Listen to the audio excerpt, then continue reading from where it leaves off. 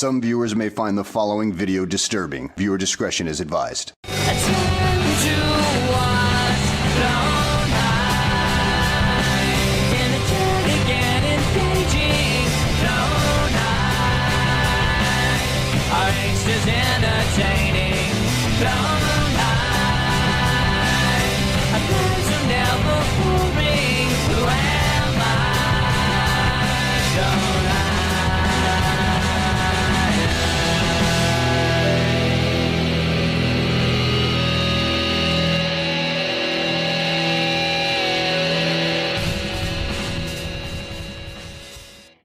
Hello, ladies and gentlemen, and welcome back to another episode of the Mac Movie Reviews podcast. I'm your host, Mac, joined here once again by my co-host, Kristin. How are you doing today, Kristin? It's been a morning, I will say. It is a fine. Explain to us.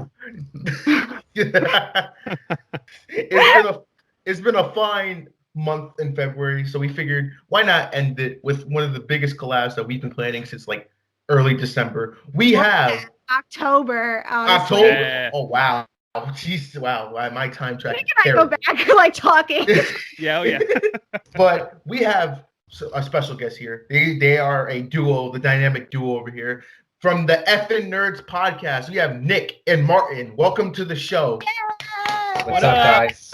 We are happy to have you. It's been like we've been wanting to have you guys on forever. Like Kristin said, October, we've been like wanting to do this. Yeah, for sure. For whatever reason, we just couldn't link up, but luckily we made it work.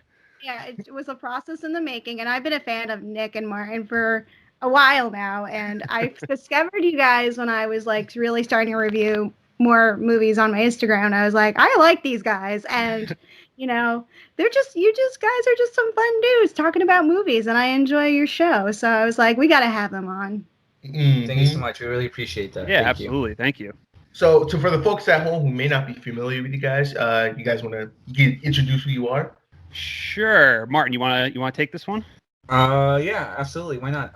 So I'm Martin, so you can get familiar with my voice.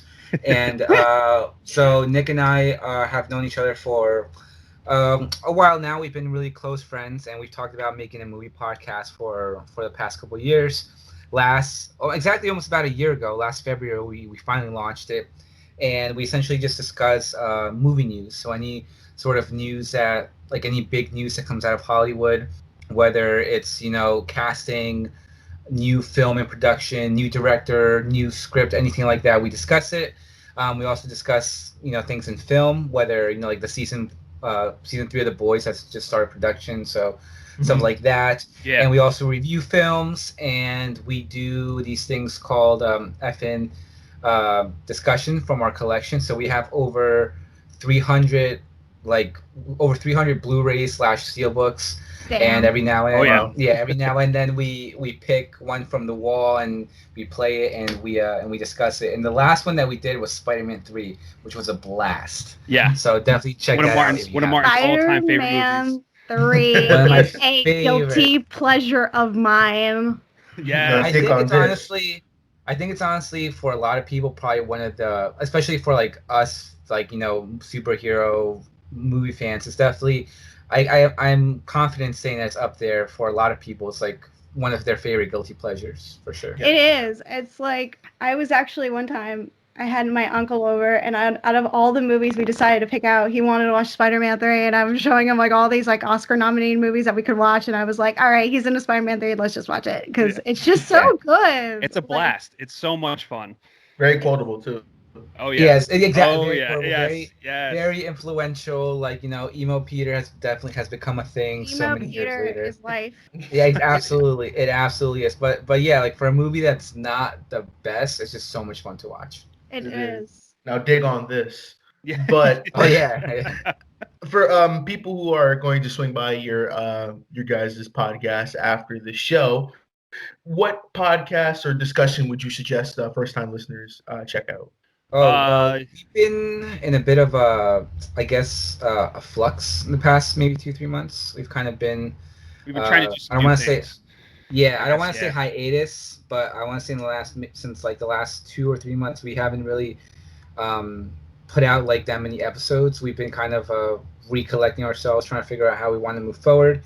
But if you like WandaVision, we have done WandaVision recaps for every episode this season. Yep. And like I said, we recently have the effing discussion for Spider-Man 3 that we put out a few, like maybe 2 weeks ago, I believe. So Yep. I don't know, Nick, unless you have anything else to say. Yeah. Well, I mean, like it's like Martin said, we're kind of in a bit of a flux, but we're starting up some new things very soon that we're really excited about. So if people want to check out like our Instagram page or our Twitter, you're going to see some of the new stuff we're going to be producing, and it should be really fun. I hope people are really going to enjoy it. I hope so too. Everybody's got to go check them out. You guys are great. So Yeah. it's like, it's awesome. But The links will be in the description of the video. Awesome. So on today's show, since Nick and Martin are Keanu Reeves aficionados, we should like to call them, we're gonna do some film news. We're gonna go over some film news that we've missed in the past couple weeks. We're gonna go into the topic, which is Keanu Reeves and all his glory movies. It's only the good ones, not the bad ones. And then we're gonna answer some questions sent in by you, the listener. So if everyone's getting started, let's get into the news, shall we?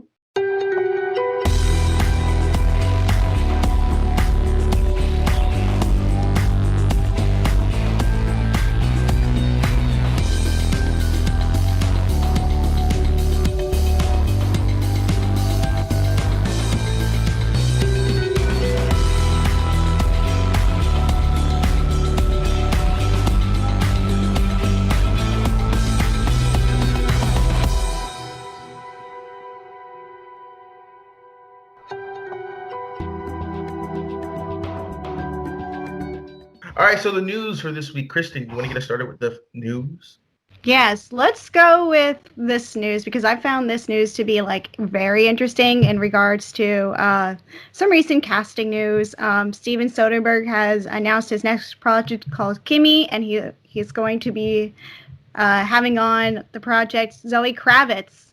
So she's a big name. She's been recently seen in High Fidelity on Hulu, but it just got canceled back in 2020. So, yep. So, this actually I want to bring into the Ever Nerds into the conversation. So, Zoe Kravitz is going to be in the new Batman. How do you feel about her and taking over Hollywood? And are you guys Steven Soderbergh fans? Very much. Yes, massive Steven Soderbergh fans. I know that in the past couple years, at least for me personally, he's kind of fallen off a little bit. I wasn't like the biggest fan of Logan Lucky, and I was really looking forward to that film. But I absolutely Logan Lucky. Yeah, it didn't really work for me.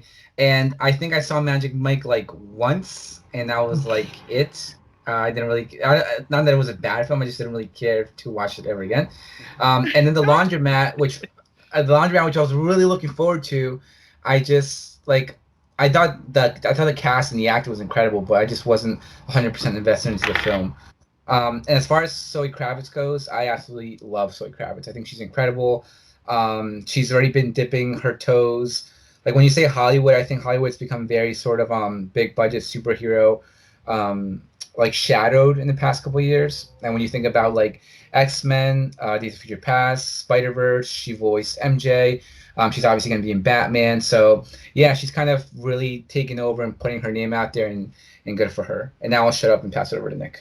But yeah, I mean, I'm always excited to see what Steven Soderbergh's going to do. Huge fan of the Ocean's trilogy. That's like one of my all-time favorite movies. And yeah, like I'm kind of with Martin. Like in recent years, like he seems like he's trying to do like different things. Like obviously he did that movie Unsane, which was all done like on an iPhone. So he seems like he's trying to like reinvent himself a little bit and just try, new things with filmmaking. But yeah, I'm always down for Zoe Kravitz. I think she's going to crush it as Catwoman. I think it's perfect casting, and I can't wait. Same. I'm still not excited about Zoe Kravitz. I can agree to it. I still think though, Catwoman should have gone to Eliza Gonzalez. Oh my God! Well, you're speaking to Martin right now. Well, Thank Kristin, you. it's Isa. Isa, I always call her Eliza for something. Oh, who is also I know if you watched that Kerala. She was recently on that over on Netflix. I loved I Kerala. I actually watched that for the second time last night. Nick, how would you say? Would you say it's a solid film? No, actually, I like so for I Care a Lot. I thought it's a great premise. I was totally invested in like the first half, and then it kind of loses me. There's some there's some interesting takes the movie, some interesting things that the movie does, and I kind of really wasn't with it as much in the second half, but it's okay. It's an okay movie. Like I love Rosamund Pike. I think she's great in that. I think a lot of the acting is fantastic in that movie, but yeah.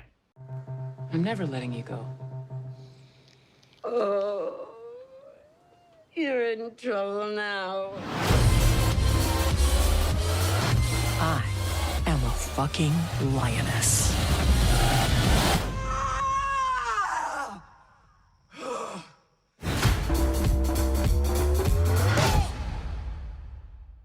Yeah, but back to Isa Gonzalez. Yeah, she's my number one celebrity crush. I'm absolutely in love with it. And yeah, I know it came down to like her, Ana de Armas, and Zoe Kravitz for Catwoman. And I think Ana de Armas, like her eyes, I think would have really through that mask could have really been something special. And Zoe Kravitz, I mean, she's very sexy. They all are extremely sexy, and I think they all could have brought something very unique to the role. But since it didn't work for Isa Gonzalez, I think her next sort of big break is going to be Jessica Cruz, because they announced the Green Lantern Corps show for, I believe it was for HBO Max, and Jessica Cruz, who has become, and I don't know if you guys read comics, but in the Rebirth comics, it's been Jessica Cruz and Simon Baz. Those are like the two new Green Lanterns, and Jessica Cruz is a Latina, and I think her physically she looks a lot like Isa Gonzalez. So I think I'm hoping that's gonna be her big break. I really do. I'm hoping that's gonna be because I think she has been appearing a lot in recent years in like small roles. Like she was in Hobbs and Shaw, she was in Baby Driver. She's gonna be in Godzilla vs Kong, so that's gonna be a big break for her. She was in that Steve Carell movie too, that like flew under the radar, the one with the dolls. Marwen. Oh, that's right. Welcome to Marwen. Yeah. That movie was awful. But, I didn't see it. I wanted to, but then I heard how bad it was, and I was just like, oh man, I wanted to see it. Yeah, I think I was like, what am I watching right now? But yeah, I'm really hoping. I have my fingers crossed that she can get the Jessica Cruz role, and if not, then maybe Zatanna. I think that would be probably like a fun role. Yeah, for DC. So yeah, but yeah, I can talk about that one forever. So I'll just we go down the rabbit hole. Okay, Mac, your turn. Are you a Steven Soderbergh fan? I have no idea who that is. You don't know Steven Soderbergh? No. Ocean's 11. Whoa. Sex Lies and Video. 13. Aaron Brockovich. Traffic. Dude. Logan Lucky. Magic Mike and No, he produced Magic Mike too, because I actually like the Magic Mike movies. I only know the Ocean's, Magic Mike, and Logan Lucky. Well, he was big last year because Contagion came out. Was like the biggest movie last year, and it was off by like 10 years. So Steven Soderbergh was predicting our future, and it's like then one of the biggest movies that came out, not came out technically, but that was it. Like that movie had a massive resurgence last year. It was like at the top of like everyone's like list. What movie that he did with Matt Damon when he's like The Informant? Oh, The Informant. The Informant. Yeah. When he was the informant. Oh, The Informant. Yeah, that was another movie that was like a little rough. Yeah. But I'm a massive Steven Soderbergh fan, so looking forward to anything he does. I didn't see his recent film, Let Him Talk, because I have to always borrow HBO Max from like family, so I don't personally have it. But I didn't see The Laundromat because I'm not a crazy Meryl Streep fan, so I kind of just passed on that. But I did like Uninsane. I liked some of his movies in the last few years, but I am a huge fan of him, so I'm excited to see not only he does with this project with Zoe Kravitz, but I'm also interested more in the No Sudden Move, the one with like that's gonna have like that big cast with like John Cheadle and John Hamm and that's good people. Oh, and Brendan Fraser. I just looked it up again too. Fraser Laser's coming back. Yeah, I know. Comeback. He's making a big comeback. Yes. He has a big, like, we were talking about the Darren Aronofsky film that he's going to do. Yeah, The Whale. About The Whale. Dude, that, I mean, we're calling it now. Like, I don't know what the Vegas odds are, but he's going to get a nomination for that, bro. You think absolutely. It's just a really good pairing. You have, it's him, Aronofsky, A24. Yeah, really good pairing. I mean, and when you think of Fraser's, like, sensibility and what he can tap into based on the description of the role, I think he's going to bring something extremely special to it. And I think it's going to blow people away. I'm really happy for him. It's great. But Kristin, I actually want to ask you something. Since you're not an HBO Max member, is there anything coming out that is like interesting you in possibly subscribing? Yes. Because the big business move here from HBO Max or from Warner Bros., since all the movies are coming to HBO Max, it's like up their subscription. And like Nick and I are big numbers guys. We like to see how this can affect people that are not us, because we're freaks, and no matter what, we're like subscribed to like everything, so it's fine. But like for you, someone who isn't, like what would like possibly cause you to like, all right, let me rip open this bank account and put some money into it? Because currently like I have like Hulu, Apple, Netflix, and Showtime. So like and Disney Plus. So I have like most of the major ones except HBO Max. But I wasn't a crazy fan about what they did with the theatrical stuff, but I understood it as a business point. So it's like massive. I'm understanding it's massive, and so far most of the movies that have come out with that release schedule conflict stuff, I was not interested because I saw Wonder Woman 1984 early before it came out like on HBO Max, and I was like, okay. I borrowed like my cousin's account to watch the Little Things, and then we had the Tom and Jerry. So like so far most of those movies haven't been great. So except for Wonder Woman, I really like. What about Judas and the Black Messiah? Well, I saw that at Sundance, so. Oh, okay. So I didn't consider that, but like the newer stuff that's gonna come out, which is like the Godzilla.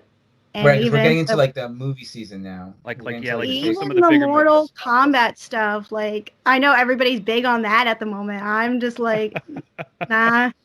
That's what I'm saying. So like, what would if in a hypothetical situation where you can no longer borrow people's account, right? Like, what would interest you enough to actually get HBO Max? Would it be like Suicide Squad? Would it be probably definitely like Suicide Squad? And worst case scenario, the Dune movie, because I know that's been like so crazy. But I have been a Denis Villeneuve fan for like years. Like he's like one of my big inspirations. He's probably my favorite working right now. I've loved that man for years, and I think he's an absolute genius. So I want to see Dune in theaters, but worst case scenario, if COVID doesn't turn everything around and they decide to delay and all that, whatever they decide to do, I will get it. But then again, my heart is like the Friends reunion, because I am also a Friends fan. No, but that's great. See, that's what I'm saying, because it literally I hard pass. I would not sign up for the Friends reunion. But it's like the audience. Like everyone's got their own thing, and it's like what attracts us from people. Like for me and Nick, obviously, like we would be there for like Godzilla, like Mortal Kombat, all the films. But then you have people like you who would definitely like sign up for like the Friends reunion. So I don't know. It's totally like off topic, but I've always I always think about these things of like what would like increase subscriptions and what like appeases to different types of people. Yeah, and I think part of it is having shows like on there like Friends, because that's been like the number one like program that they have like on there. Right. Because everybody in quarantine has been like rewatching comfortable like sitcoms that they like. Mm-hmm. And one of the top ones, like I think I remember reading somewhere, was like Friends. Oh yeah. So, well, and then I saw too how people how people are so pissed off now that The Office got moved off of Netflix and is now on Peacock. Terrible, man. Like it's like people are just going nuts that they don't have The Office anymore, and no one wants to buy Peacock either. Yeah, and same thing like Friends, and like everybody has Netflix. I mean, you can't go anywhere without talking to anybody who doesn't have a Netflix account. But saying that Friends is not on Netflix is crazy. So, but I understand the deal and I understand the game. All right, well, back to your scheduled programming. No, but that I'm was just- a great conversation. Really, I'm I just love on that HBO. stuff, I'm just so. on HBO Max for Static Shock, so you know. Oh, that's right. There They you just go. put Stack Shotgun. Yeah. Well, there you go. See, Remind everybody that so from the 4 people right now, you have 2 who would definitely go on for like the films. You have 1 who go on for the sitcoms, and you have 1 who go for animated shows. Sitcoms. I will go on for the movie stuff because I am like a huge movie fanatic that I am.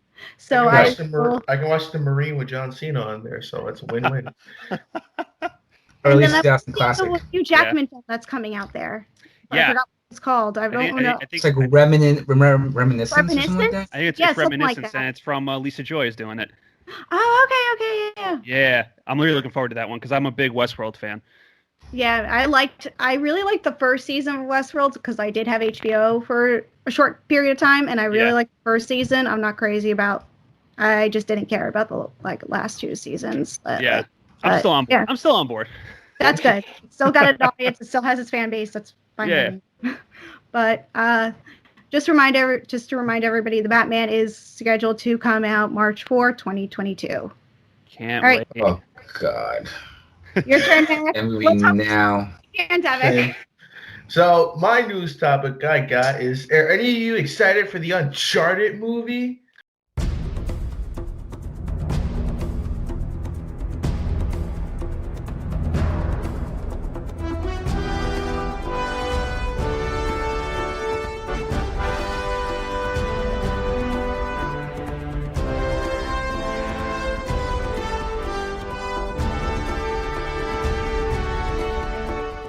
Oh my God, dude. I love Tom Holland. Holland. I am in uncharted waters when it comes to this conversation. Oh, what a pun! What a pun! Yeah. Nick, have you played any of the video game? I played all of them. It's my favorite game series. Same. Yeah, it's my favorite game series. Like they've been trying to do this movie for so many years. It's had so many directors, so many writers. Like with Tom Holland, like, okay, like I see why. If you want to do an origin for Nathan Drake, that's fine. But you know, Mark Wahlberg is not Sully. I'm not ever going to see that. The director they have is Ruben Fleischer, and like I like Zombieland, but his other stuff isn't that great. So I don't know. I honestly don't know how it's going to turn out. I'm hoping that at the very least it's as fun as like National Treasure. Like if it's like on that level, I'm like, I'll take that. I'll consider that to be a win. But yeah, I don't have a whole lot of faith in it. But we'll see. We'll see what happens. I love that you brought up National Treasure because that was like one of my favorite movies growing up as a kid. I loved that movie. That's another guilty pleasure. I think. For sure. But that's kind of on another podcast. But it's I forgot what we were talking about. I think it was like what is it? National Treasure sits at like at 54%. Or something like that on Rotten Tomatoes, or like 56. It's like such a ridiculous number. It's not that high, yeah.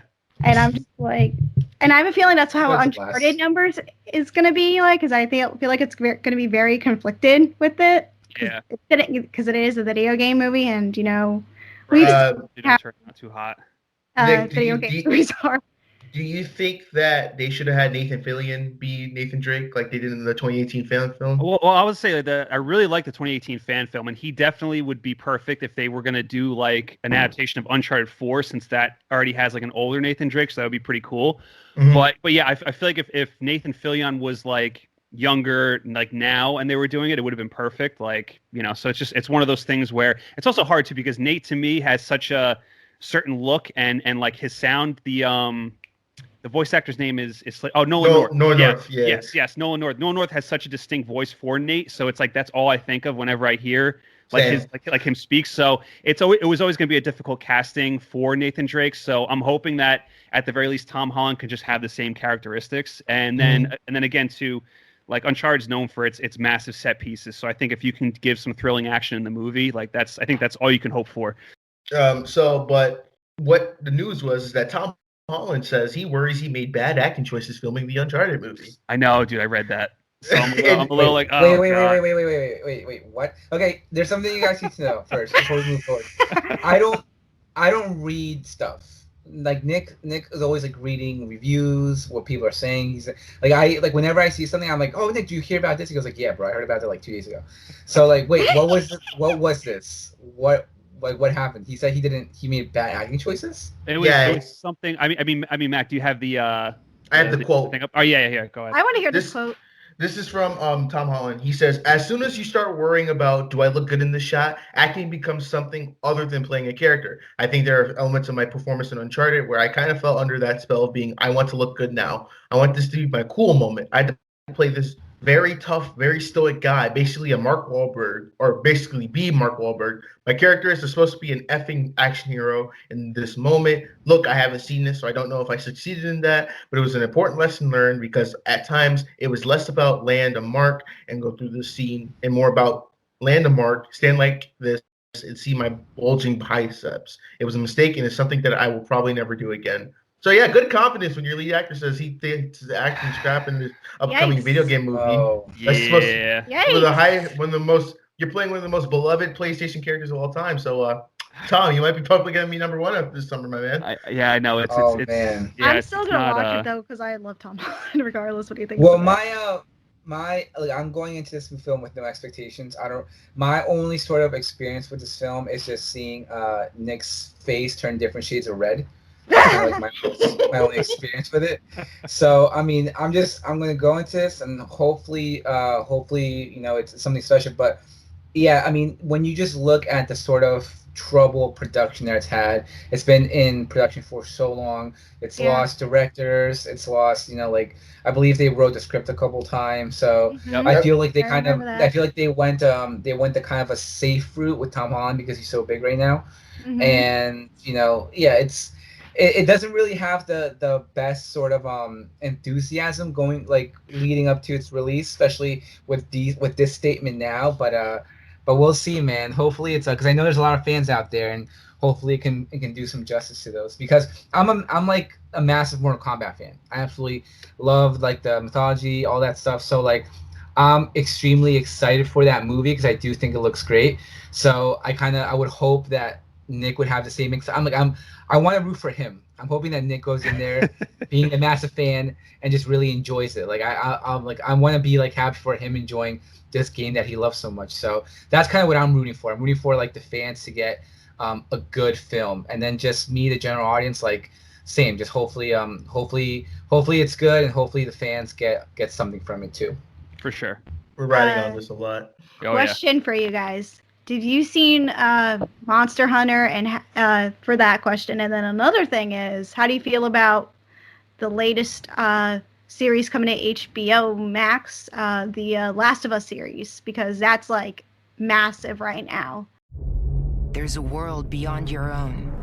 It was peaceful once, but no longer.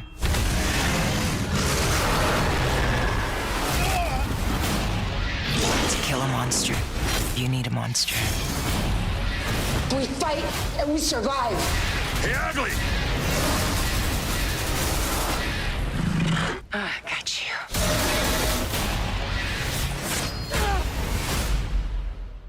Yeah, Monster Hunter was hot garbage, and Last of Us TV series I do not care because Last of Us Part 2 was a garbage fest, and Neil Druckmann was just like he was like crazy about it. He was like, oh, I'm writing this game so I can get my movies and TV shows. I'm so seeing what happened in the second game. I was so. Oh boy! All right, so I'm gonna sit this one out.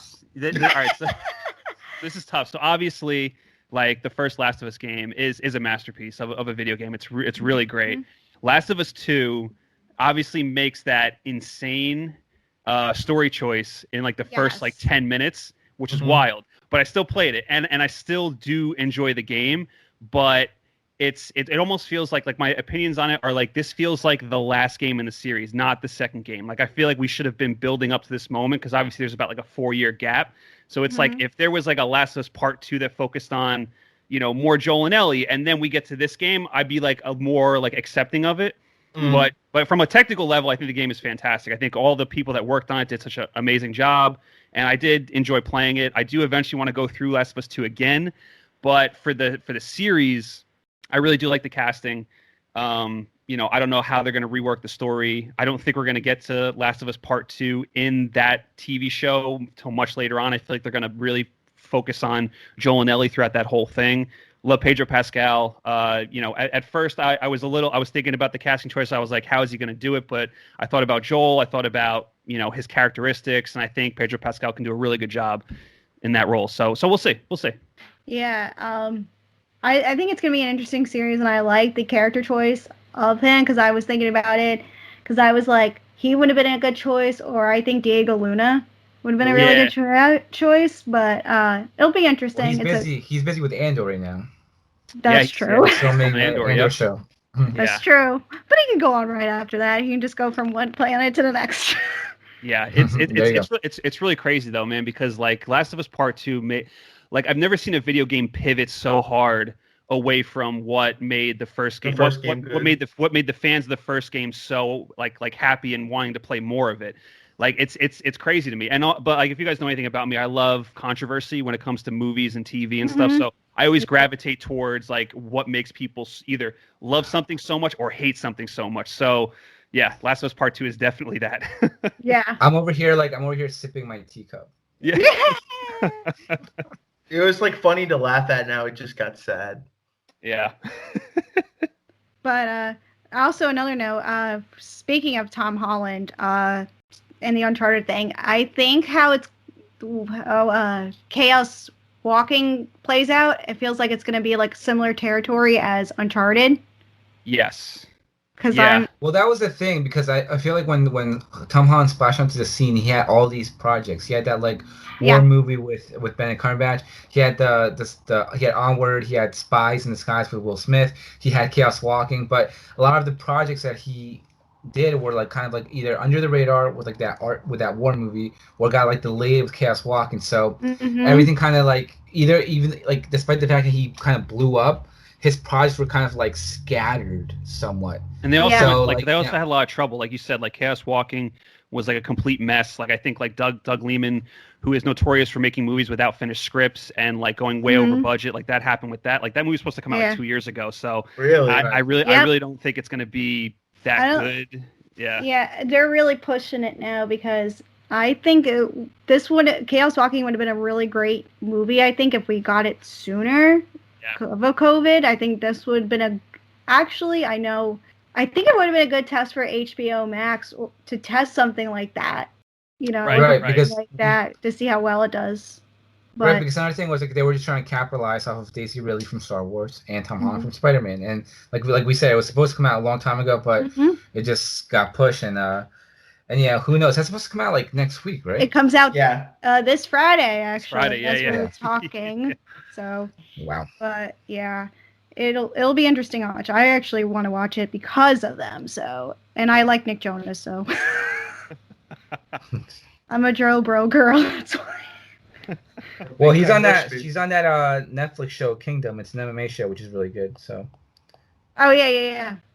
I've yet to watch that. So. It's good. Is it? I have to watch it then. Yeah, okay. Yeah, I enjoyed it a lot. It's really intense though, but it's good. I have to. That's the one with Frank Grillo too, right? Yeah. Oh yeah, okay. It's like Frank Grillo, Jonathan Tucker. Yeah, because that actually was a show that used to be like on. It was like DirecTV or something. TV. There was like a DirecTV original, and I was like, remember watching him promoting it for like a long time. So, and then it ended, but it's been on. Yeah, I think there's like 3 seasons. Okay, yeah, it's good. Okay, cool.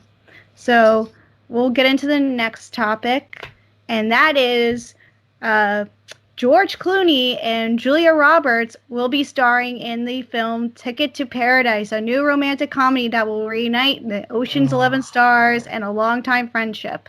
I've got 2 tickets to paradise. Pack your bags, we'll leave tonight. It's next month, actually. Paradise. No, 4, remember? And not only they were in Ocean's 11 together, but they were also in Money Monster, which was the Jodie Foster movie. Yes. So they've both been kind of like doing their own thing for a while. She was in that series Homecoming, and he was doing that. George Clooney was doing that Midnight Sky and all that other crap And he espresso does. commercials. And And his espresso commercials. I'm gonna say Yeah. this right here. I think I'm getting sick of George Clooney. I really am. I Really? don't. Yes, He's not he hasn't enticed you to buy his vacuum cleaner hell no. Or hair tequila. dryer. No. Yeah, or Here's the thing. tequila. Here's my thing with George Clooney is like he has more as an actor. I think he's like a phenomenal actor. Like he has movies. So I'm like, okay, you're really good. And then like, but a lot of his movies are kind of like the same now. He's just playing the same character, and like I don't even like him as a director. I feel like as a director, he has more misses than hits. Oh, for sure. Yeah, I can agree to that. But people be like, no, George Clooney's a great director. I'm like, you must not be watching the same George Clooney movies than I Because am. I No, was thinking I about thought it. this guy sucked. I didn't even I watch it. Oh yeah, I thought it sucked. Yeah. But he's been quiet though. He hasn't like besides like Money Monster. He had I believe it was Hail Caesar, which was not good. Oh, Hey, And then he that did was Suburbicon. huge disappointment. Well, yeah, that's right. Suburbicon he directed, which was also a disaster. I think it bombed at the box office. Yes, and, like, because Yeah. no nobody one saw watched it. No one Yeah. watched it. Yep. Yeah, Nobody was gonna but like watch in the it, the 2010s, context I of think it. he's only had like he's only had like a handful of films in 2010s, and Gravity was like the only really good one. Didn't he produce But, the female-led Ocean's movie or no? He might have been a producer on it. I Yeah. think he was a producer of it, but Ooh. I think the only good project he's actually was directed was the not Simon Rockwell, Sam Rockwell film, where it was Confessions of yeah. a Dangerous Mind. Yes. Well, I think he also did Good Night and Good Luck, which I think was a big Oscar contender as well. Yeah, I remember. Yeah, I remember. I didn't see it, but I remember having a professor back in college where you walked into his office and he had a big poster of that in his room. Yeah. So But I mean, it was like a big Oscar movie. So yeah, it's definitely. I would agree. It's been a while since I've seen a George Clooney movie that I really liked. Like I really like lately, like from like his last couple movies. Like I really like Michael Clayton. I really like Up in the Air. Up in the Air is pretty good. Yeah, I'm also like I know a lot of people don't like it, but I'm a sucker for Tomorrowland. I saw it once and thought it was meh, but then I kept catching it on TV, and the more I watched it, the more I ended up enjoying it. So now I would say Tomorrowland's a guilty pleasure of mine. Okay, but you can't forget The Descendants. Or The Descendants. Is probably the better film in the last 10 years. I think maybe. It's a good Disney movie. I would say like. Nah! I would say like in the. I was saying in like I was saying like in the 2010s, I think just really Gravity and Descendants were probably like his best. But then again, he really didn't do much. He took like a big break in the past couple of years. Yeah, he's too busy with those coffee commercials. He's done a lot of producing. Too. Oh yeah, that was bad. Yeah, I didn't see that one. He is pretty much this glossy actor. I think now I don't know what he's gonna do next besides this, because I feel like you guys have been saying, he's been a hit or miss, and I'm fascinated to see like him do a romantic comedy, because I don't think that's his vibe. He hasn't done like anything like remotely like that since like the 90s and starring like all those TV shows that he did. Yeah. Like, it feels like if he's One gonna Fine like Day, classic. I feel like him taking on a romantic comedy is like so out of his route nowadays, given how dramatic and action packed his like some of his stuff he's done. Yeah. Or drama filled. Like I don't see him. Yeah. I mean, I really like George Clooney, and I was really happy to see him back with The Night Sky. Unfortunately, like I did not like the movie. I thought the movie was not good. But yeah, maybe that's what he needs. Maybe he needs a little bit of a change of pace. Go back to like what you're saying. Go back to those One Fine Day. Go back to like the Out of Sight, even in a way. You know, go back to like and that like old school romantic vibe, and hopefully it'll work out for him. Right. Wonder if his wife talked him into it, because that's possible. Well, whatchamacallit, looking up his filmography, he's also directing a movie with Ben Affleck starring. And then obviously he won an Oscar for Argo. He was a producer on it, so. Yeah. But the film will be directed by Ol Park, who's directed The Best Exotic Marigold Hotel, which is like very popular by critics. I didn't see it nor cared to see it. It was the one with the Indian. It's the one with like the Indian hotel where like a bunch of like older actors came apart, and they had like Dev Patel. Yes, and then they made a sequel too, didn't they? They did make a sequel. Yeah. And I just remember seeing Judi Dench in it, like in all the promotional stuff. Yeah, that's all I could find. But those are the film news I had. But Mac, what's your last piece of news? My last piece of news is that the surprise box office hit of this weekend, the new Tom and Jerry movie, is serving up a nice $12.5 million opening weekend, which is the second best opening during the pandemic. So, has anyone watched Tom and Jerry?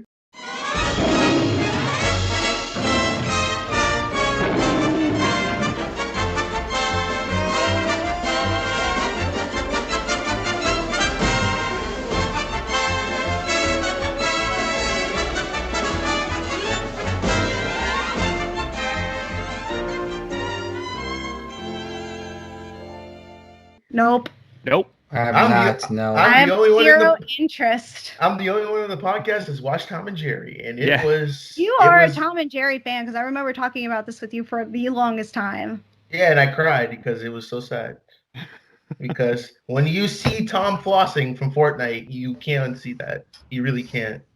Somebody, my friend Tanya over at TD Talks TV, she posted a video and I got really mad because it was La La Land. They took Ryan Gosling out and they put the With Tom dancing and Tom Jerry. and Jerry. Yeah. I was just so angry. I was like, why did you do this to me?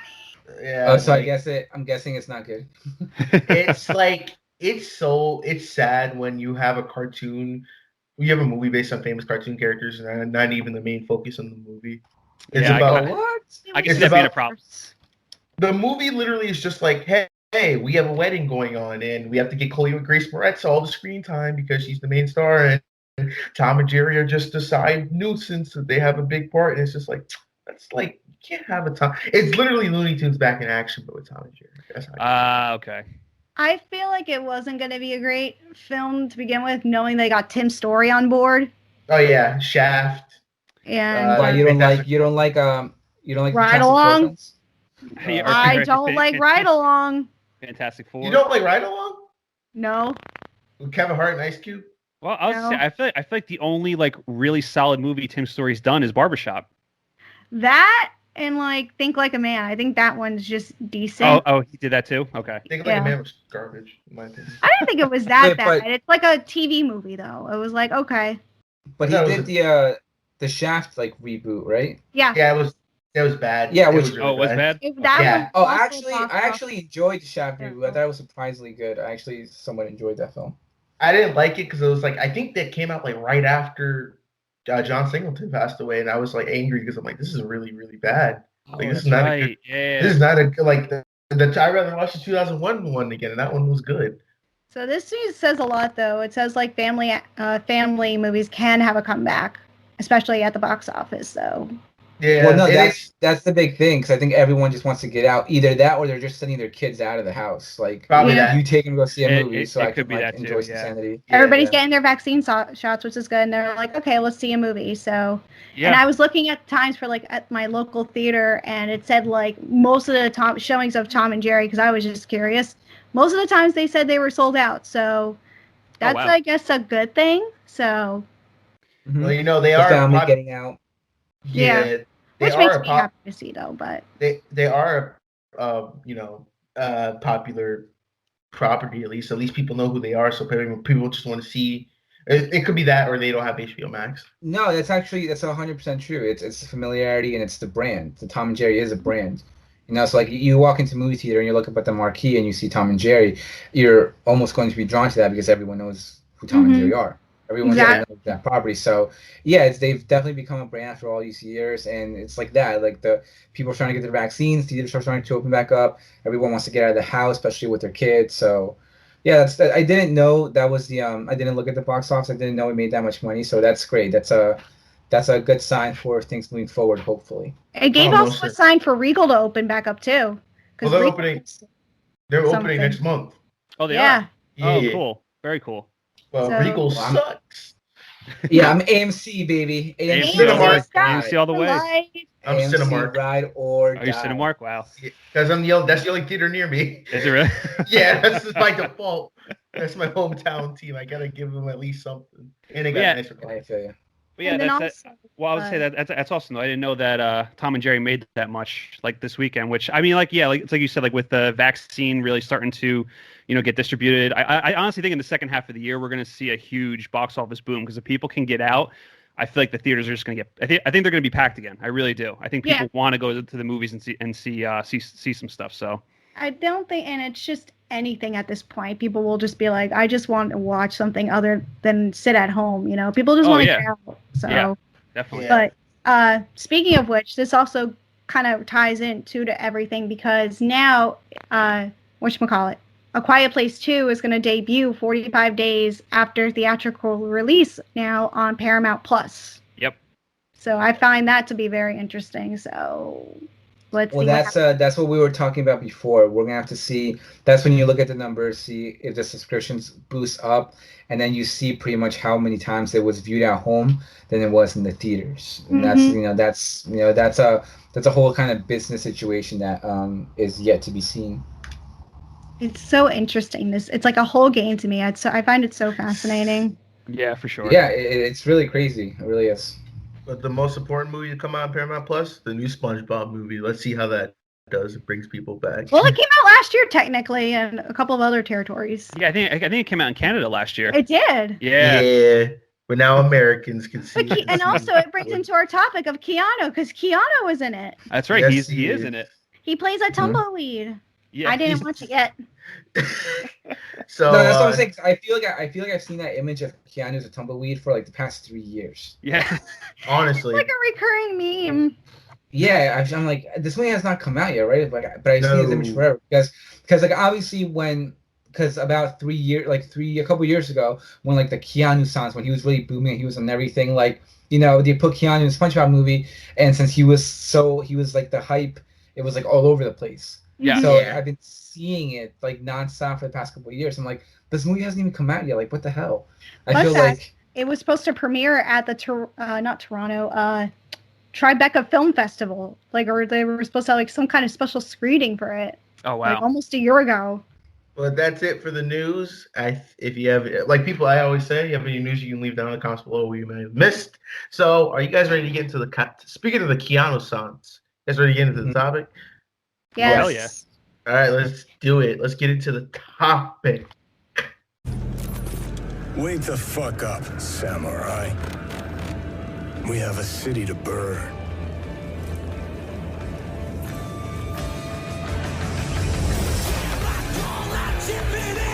All right, so this topic was handpicked because the boys here at FN Nerds, they are huge Keanu Reeves fans. They love everything that comes with the K in the Reeves. So we figured, why not do a Keanu Reeves topic? We're going to talk about some of his best films, none of the bad films, because it's positivity on here today. Before we get into the movies, I have to say we thought of this topic because from watching your videos on Instagram too, you have like a little I think it's like a Keanu figure or poster, like in the actual studio. Well, yeah, it might have been Martin's John Wick 3 poster. He kind of had it on display for a couple of episodes that we shot. Yeah. Yeah. 'Cause I remember seeing that a couple times, and I was like, Oh, yeah. okay, this has to be something we have to talk about. We have a John Wick Funko, I believe, too. That's why. Yeah. That's why. Yeah. I've never seen that, and I'm like, okay, these are Keanu Reeves fans. Yeah, I This is think it was perfect. the Funko, not the poster, because the poster's been. I actually just whipped out the poster, so I think it might have been the Funko, because I don't think the poster's been on display at all recently. Yeah, so Keanu Reeves, you know him. He's like, you're breathtaking for all you kids out there, but us being adults, we know his movies, not just the memes, not just the nicest guy on the internet. He is a nice guy. He is like one of the nicest guys in Hollywood. Like the nicest guy. Yes, and he just doesn't want to be known as the internet's boyfriend, but he is, because he's awesome. He's breathtaking. So we're gonna talk about some Keanu Reeves films. So who wants to go first? All right, so why don't we bring on the idea of talking about, I think, his best current film at the moment. Personally, I think is John Wick. Yes.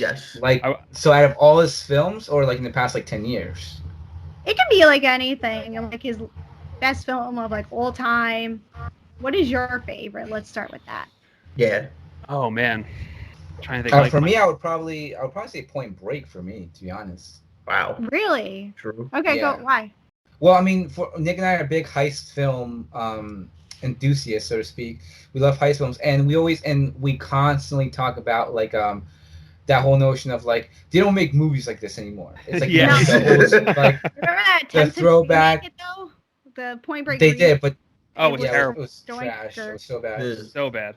But it's got that like throwback, like action, grounded, practical aesthetic. Catherine Bigelow is a fucking stud, and I thought she knocked it out of the park with that film. I love the characters. I love the dynamic between the two characters. I think the ending is like it's a great ending, and it's just like it's a fantastic film, and it just harkens back to, you know, those old school action films that you would grow up with, that you would absolutely love, and yeah, like I love Keanu. I love the man, but I would probably, even despite the fact that the Wick films have been incredible, I definitely, if I were to choose, go back to his older work. So like Matrix, Speed, you know, not Vampire. I can't remember Dracula? that film. Yeah, Bram Yeah, Stoker's not Dracula. Not Bram Stoker's Dracula. Nothing wrong with Bram Stoker's Dracula. Nothing wrong with that film. I thought Gary Oldman was great. I thought the film is not a bad film, but I wasn't too crazy about Keanu that. But like you know, Bill and Ted, Point Break, like his older films, I'm drawn more towards those. Yeah. I mean, like I would say too, like for Point Break, like that was his first dipping his toe in like the action film, you know, genre, and from there it kind of took off. And the thing that I love about Keanu was from like Point Break to now is that he's found a way to stay kind of like this action hero from, you know, decade to decade, you know, because he had, you know, Speed and Point Break in like the 90s, and then ended up with the Matrix, and then, you know, the start of it you had Constantine, the Matrix sequels, and then now you have the whole John Wick franchise. So the guy is he's just a stud, man. He is. He's a stud muffin. That's what he is. But like, it's funny with like the Matrix and everything, because if you think about it, what was it? You think about Keanu Reeves like acting. People like always make fun of his acting range. You know, it's like whoa. Oh yeah. Dude. Oh yeah. So it's like if you thought about it, if he never did John Wick, he would be Neo forever. Like there would be no like Keanu Reeves would be Renaissance anything. There's just be Neo and the dude from Speed and Bill and Ted. He would be the current actor that's working, who would be like in the DVD Walmart box. He's still getting like major film releases, and that's like, okay, you've remained a powerhouse through the 80s, 90s, 2000s, and even 2010s. Yeah, right. definitely. John Wick definitely. Right. No, I mean, yeah, absolutely. Because like before John Wick, you know, he had like 47 Ronin, which bombed. He directed a film called Man of Tai Chi, which I haven't seen. I know people that have seen it do like it, but I don't think that made a splash. Day the Earth Stood Still remake wasn't good, so you know, John Wick hit at the right time for him, and luckily it was as good as it is, and you know, it just kind of blew up, and it cemented him as one of the greatest like action stars of all time.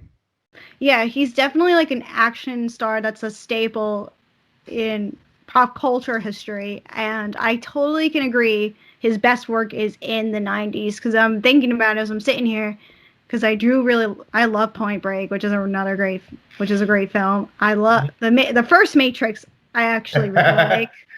I don't want to talk about the other two, because I think the other two I just don't really care for, nor I remember seeing them.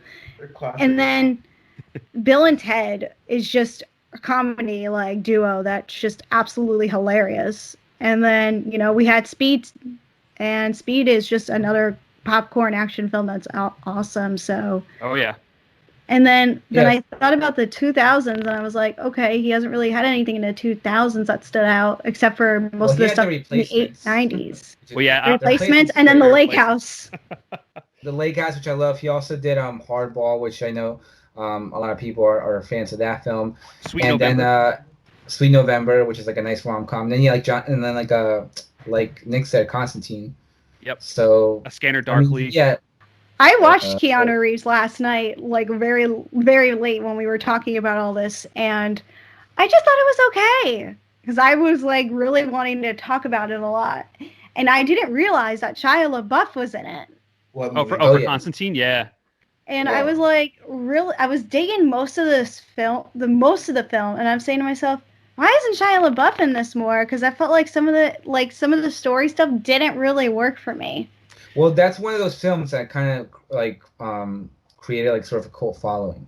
It's Yeah. I don't think it was definitely a cult huge. movie for sure. Yeah. Yeah, because Yeah, I don't think it was huge when it came out, but I think over the years it's definitely gotten more of a following. And again, with Yeah. the sort of Keanu Sans, it's gotten more traction over the Yeah. past couple of years. Mhm. because one of the things, like, speaking of which, because there was that Constantine series that came out like years ago, and I think part of that. Well, it's still going on. So Yeah, Matt Ryan plays Constantine. He's now moved on to DC's Legends of Tomorrow. So that character is still a recurring character. So Oh, okay, because I'm not, He also- not crazy well- about the DC universe and that CW crap. You know, I just Yeah. don't care in that stuff for it. Yup. no, but that actor Matt Ryan is fantastic as Yeah, Constantine. he is. Oh, he, even okay. voices, Yeah. he voices them in the animated movies. The voice. Alright. Oh yeah, he does the voice. Yeah. Yeah, the voice, the mannerisms, See, I did everything. not know that. And Yeah, he's fun he's, fact. he's Oh, really good. and fun No, fact. go ahead. Matt Ryan also is Edward Kenway in Assassin's Creed Black Flag. Many people don't know that. Oh, I didn't know that. Yep, he plays. Oh, cool. So he's an assassin and Constantine. Yes. But let's not forget about Keanu Reeves' greatest role. That's Johnny Mnemonic. Oh man. The year is 2021. The last hope for mankind has been entrusted to a lone courier known as Johnny Mnemonic. Johnny. Who are you? Now he's a threat to the powerful, a target to be eliminated. And this summer, he's the future's most wanted fugitive. Keanu Reeves is Johnny Mnemonic, rated R, at theaters Friday. I saw that movie once when I was a kid, and I think even as a kid I knew it was trash. That's like a movie like everyone forgets about, or no, they like bring it up as a joke, and they're like, "Wait, Johnny Mnemonic, the hell's that?" Like, Yeah. Dolph Lundgren, you know? Well, I still see, like, I can still every now and then, whenever I think of that film, I just see the poster. Yes. Like, I Yeah, can still I see can the agree with poster in my head. I can see like the him like charging at you with like a suit. Like it's so like I feel like that's just been engraved in my head for so long. I don't think it'll ever leave. Now I must ask, since I am a huge John Wick fan, what is your favorite John Wick film? You wanted me back. I'm back. How exciting. Yeah. You have no idea what's coming. Somebody, please get this man a gun.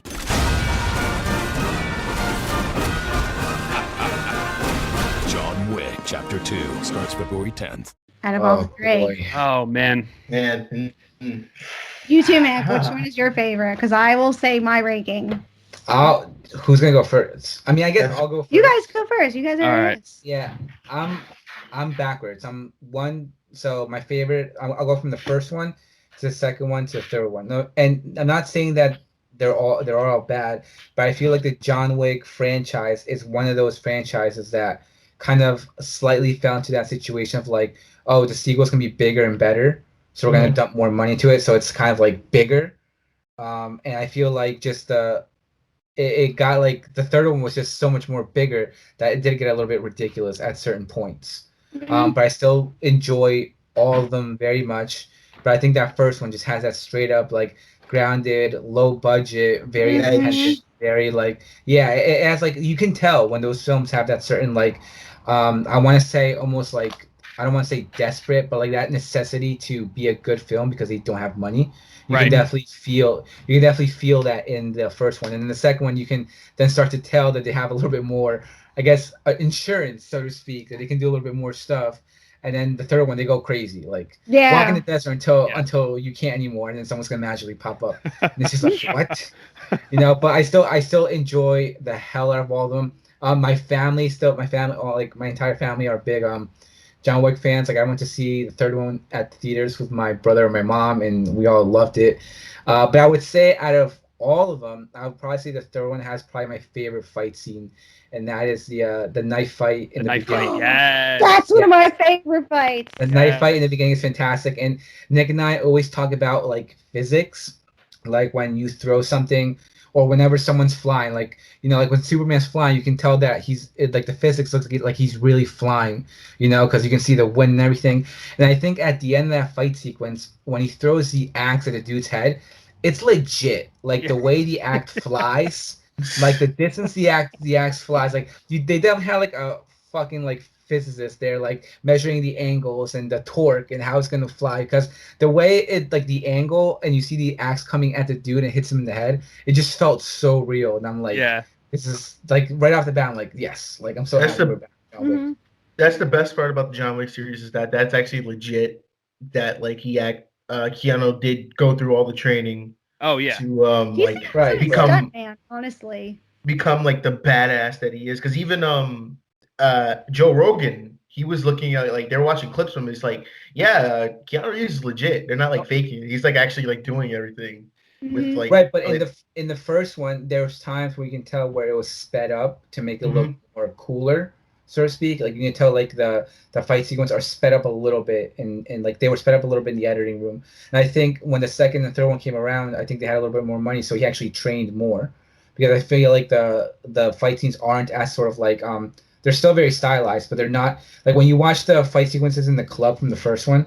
You can almost, it has that little bit of like Hellboy 2 Golden Army thing where it's sped up a little bit to make it look more like stylized and cooler for film. So it also just makes everything move a little bit quicker. You know what I mean? Yeah. So it makes them look like more badass, so to speak. But I think that's what I was talking about. Like as they got into the second one, like he actually was able to train more, do a little bit more, and just better take care of himself in those awesome stunts. Yeah.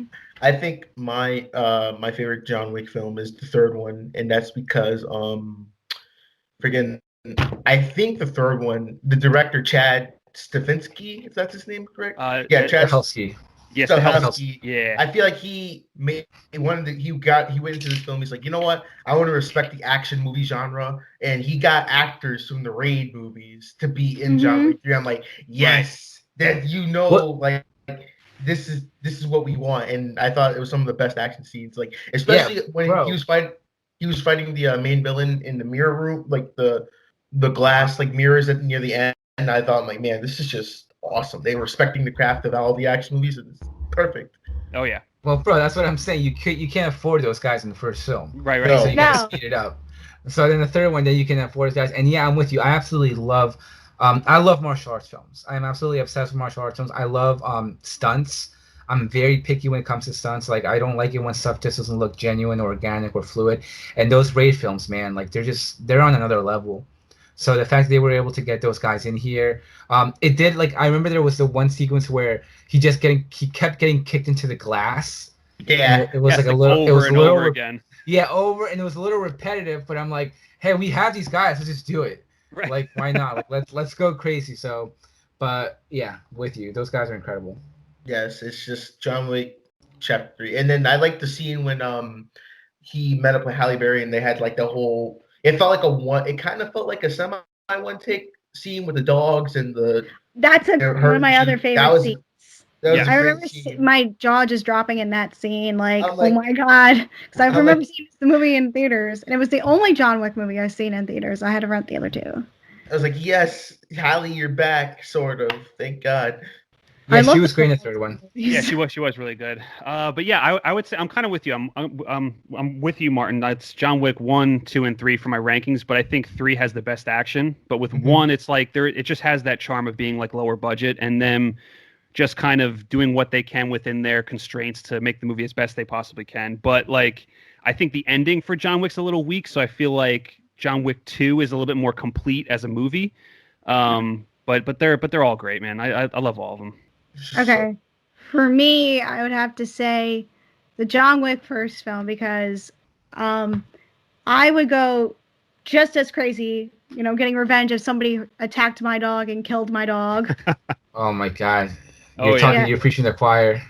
Yep. And I was like, don't mess with my dog. And the same exact thing. It feels like when I was watching it, it felt like an old school, low budget, action packed, very stylized action film that was bonkersly fun. I don't know if bonkersly is a word, but if it is, I just made it up. It is now. Yes. And then the third film, like being a popcorn film that it was, and enjoying all the action scenes with Halle Berry and just how insane that was.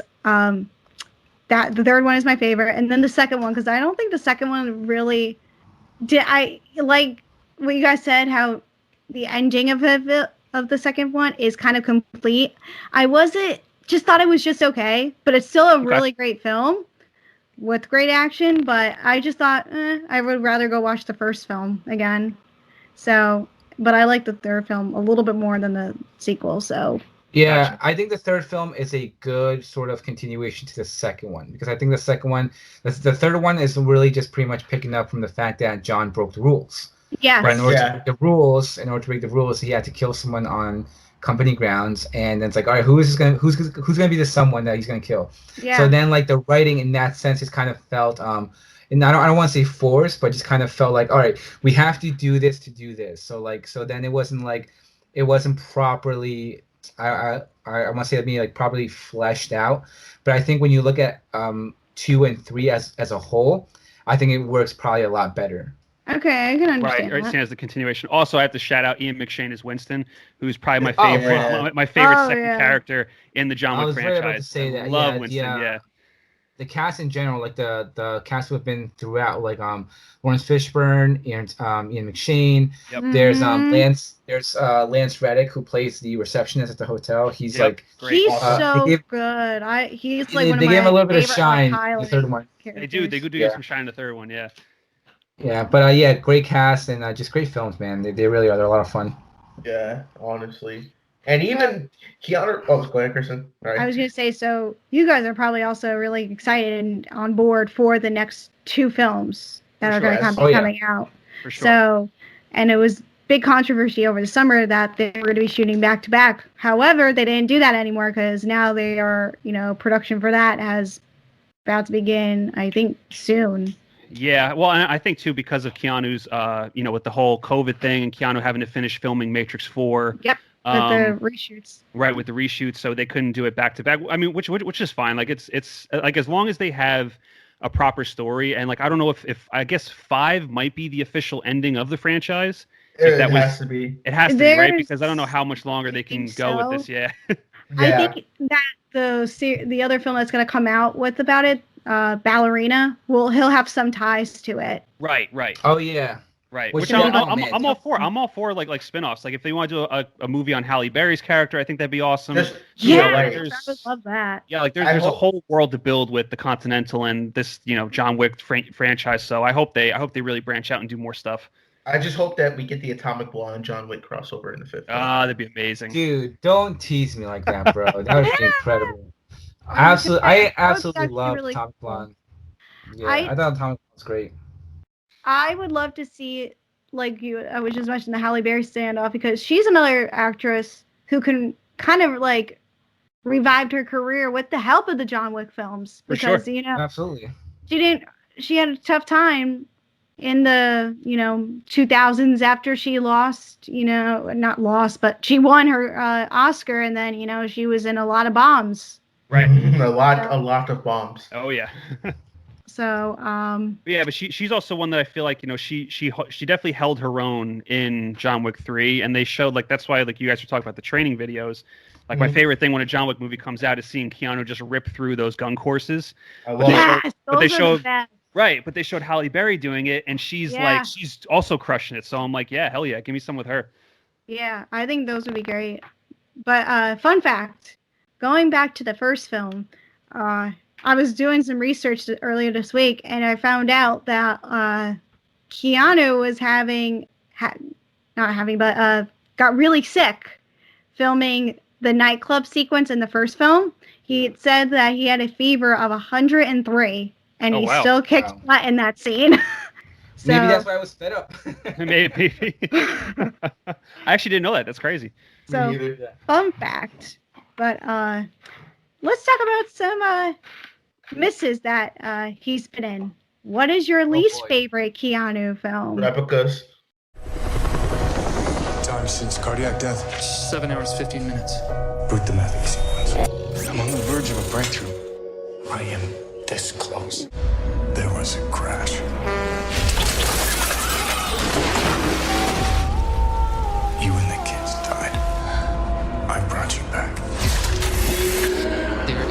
reason human cloning is banned.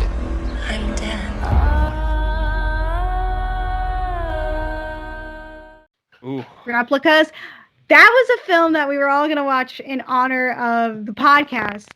I rented it, did not watch it. So I'm the only one that's watched it. Yeah. I think you're the only person who watched it besides like people who had screeners to it, Nick. No, people saw it in theaters because Critical even reviewed it, and he Chris gave it. It was, Stuckman reviewed it too. yeah, it was. Oh wow. Okay. It's a movie where like, was I like in a fever dream when I watched this? Because it's like, it felt like this film had a script that was written in like the 90s, and like it was written after Johnny Mnemonic came out. They're like, you know what? Let's just put this. That vibe too. Yeah, let's just put this in a shelf, and then it'll come out eventually. And then someone found it, and they just did not update it properly. Like, well, I was like, Jesus, this is really. It was cheap looking, and then like there's a sequence near the end where Keanu pushes conscious. He puts his consciousness into a robot, and the robot is like, I'm not kidding either. He puts the consciousness in the robot, and he goes, "Get away! Get the hell away from my family!" I was like, "Oh my God, why?" And that Oscar-winning Keanu acting. Yes. Yes. Yes. It is like the robot had more reflection than he did in this one. And then, oh my God, I had so many. Just real quick, the wife in this film that is played by Alice Eve. Oh yeah, Alice Eve. Yeah. Worst actor in the I movie. feel like she chooses bad projects, man. Worst actress. She was the worst actress in this movie because she literally was a robot. She's like Better than the kids? Yes. No. Well, no. She's worse than kids. Damn. She's like. Well, she was in Star Trek, and I think that was like her big break. But since then, I just feel like that she just picks bad projects. She's Men in Black. I think the only movie that I've really liked her in was She's Out of My League, which is, I think is a very underrated comedy. It's a very underrated comedy. Yeah, really hilarious movie. She was in She was in what do you Bombshell. call it? No. The Chris Evans picture. movie. Yeah, before we go. I think it was only a decent. decent film that she was in, because otherwise I can't think of anything else that she was in. I don't even Yeah, remember her in Bombshell. I mean, I thought Before We Go was awful. I was Yeah, really it's not a rooting for it. great film, but I thought, okay, that's only the performance I could think I of. was rooting for it really hard because of Chris Evans and everything, but like I thought it was terrible. I'm like, this is just like the writing was awful. I'm like, oh boy. I don't know But, how Chris Evans can direct though. I think that was very ambitious for him, but Yeah. We'll see. All right, now that we're done shitting on Alice Eve. okay. Wait, one of my least favorite films of Keanu is a film that came out recently over the last, let's see, it came out in 2015. We were talking about this, 2015 or 16? Did we establish on that? Is it Knock Knock?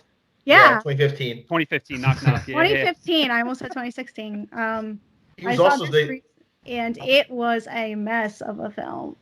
Everybody packed? Yeah. Yes? If you guys want, you can come in and use my phone. Surprise. I can't do this. I'm married. Yes, you can. I want to play hide and seek. Some doors should never be opened. Knock knock. I do not like it. I was watched also- it because I love the meme of how he says chocolate sprinkles. Oh, they're gonna say the free pizza. No, Order a pizza. I love It was free how he pizza. sits in bed and his kids come up and they're like, "Happy Father's Day, Dad." Like, it sounds so ADR. And I'm like, who are these kids? Like, and their acting skills and That's like another movie too that gained like a sort of a cult following. I think I feel because like over the it's years- because it's so bad. Like when Keanu's tied up and he's Yeah. like, you're like you want to kill me? Like that whole thing is hysterical. and then the it's ending really too. funny. Yeah. When he's trying to like turn off the video and he accidentally likes it and he Yes. screams to the Yeah. sky. He's like, "Ah!" I was His just like, scream's what? really And then funny. yeah, and I feel like it ends with Pixies, doesn't it? Doesn't it end with like In My Mind by Pixies? Oh, I think No. It does, yeah. No, because I had that same reaction. I'm like, really? You're gonna go there? You're really gonna end it with Don't end it with with Pixies? my Like, okay. favorite songs from Fight Club. It's stupid. Yeah. Well, that's what I'm saying. I feel like the ending of that has such an icon. Like it's so tied into like Fight Club lore, so to speak. Like you know, Yes. so They wanted for to it make to Fight end. Club, but couldn't. Yeah, it's a and look, I don't I don't really like Eli Roth so much No. as a director slash creator, but I think the dude is a genius when it comes to horror. He definitely knows his stuff. He's, It's like, just massive unfortunate. skill at it, but Yeah, it's just unfortunate that it doesn't translate well to his work. But I could literally watch that guy just give like seminars on horror. oh 'cause, god, you same. know, He's so good yeah, at it. but Speaking it's of just Eli, unfortunate that. Go ahead. Oh, No, I'm good. speaking of Eli Roth, he's going to be doing the Borderlands movie. I saw that. Oh And yeah, I remember that. it has a wild cast. Yeah. Jamie Lee Curtis, Kate, freaking Blanchett. Blanchett, Kate Blanchett, Jack Black, and Kevin Hart. Like what? Yeah, Kevin Hart. I was like, what the is hell? he doing on this Jack Black, project? Kevin Hart, Kate I know Blanchett, and Jamie Lee Jack- Curtis. Yeah. I know Kate Blanchett's playing Lilith, and then Jack Black is playing Claptrap. But Yes. we don't know who else And is. well, the Borderlands video game is a wild video game, so I'm curious to see how it's going to translate. But they have the dude that did Chernobyl is the writer, and and apparently from what I heard, the script is like really fun. So we'll see how if Eli Roth can bring it home. That's gonna be interesting to good. see. If it's really fun, I'm interested to see Kate Blanchett do it because she doesn't do anything like remotely stuff like that. So this has to be something. This is very like genre heavy too. So we'll see. It's an interesting project with this cast. So we'll see how it turns out. She was Hella in Thor, which I think. Yeah. And then we always kind of talk about how how the hell Edgar Wright got her for the small role in Hot Fuzz. Oh She my plays yeah.